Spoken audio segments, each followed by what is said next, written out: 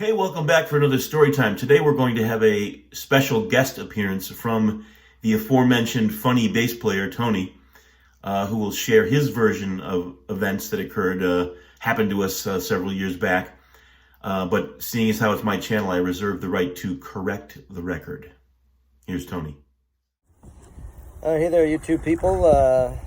Welcome to another episode of Musicians in Kayaks Telling Stories. Here I am out in Woods Creek, Grand Island, and I'm recalling an episode. You've probably heard of the Mr. Funny band.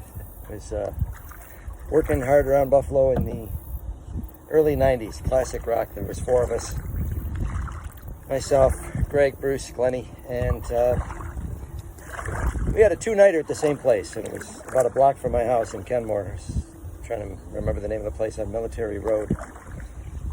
And we were there Friday and Saturday, and it was Halloween weekend. So, as a band, we talked a little bit about the idea that, yeah, on Saturday, sure, seeing how it's Halloween, we should dress in some kind of costume if we wanted to. And there's a few more stories attached to that. But on Friday, I thought it would be a great idea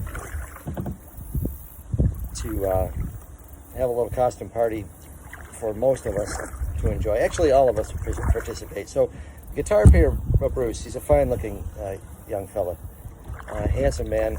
Typically wore jeans and a t-shirt to the gig. He had a full, thick, lustrous beard and mustache. He had glasses on, and he had a penchant for wearing a baseball cap for whatever reason. So, we thought, since imitation is the sincerest form of flattery, I thought it'd be a great idea if we all flattered Bruce without telling him. So imagine, if you will, Bruce showing up to the gig and seeing three other guys all dressed exactly like him, complete with fake beard, glasses,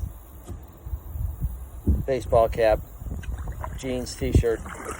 We billed ourselves that night as the four Bruces, and we all had a good laugh. Or at least three of us had a good laugh. And Bruce wasn't so much laughing as he was hurling expletives at most of us, if not all of us. But good times were had by all.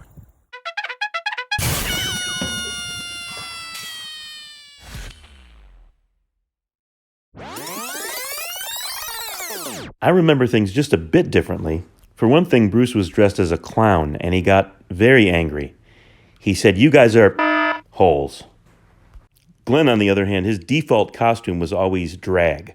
I'm not sure what was the deal with that, but it seemed to be something that he enjoyed. So he was wearing a short, tight skirt, much to our chagrin. That was also the same joint where the sheetrock from the ceiling crashed onto my head. The whole ceiling fell apart during a particularly raucous version of Led Zeppelin's Communication Breakdown. But I'm not really sure if that was the same night or not. Incidentally, Tony and I both worked for Lance Diamond at different times. I did some subbing with him in a short, long-term engagement. Tony wound up being with him for several years off and on. And at one gig, for sure, he showed up as Lance at Lance's gig, which nowadays would get him in big trouble, and I'm sure he'd be doxxed and harassed and canceled. Nonetheless, it is a penchant that he has for dressing up as others. Penchant, that's a fun word to say, isn't it? So if you don't know who Lance Diamond is, Google him. He was a local legend, R&B show singer, and not a guy you would normally dress up as, somewhat imposing. But, that's Tony's thing. So that's today's story. Hope you enjoyed. We will see you next time.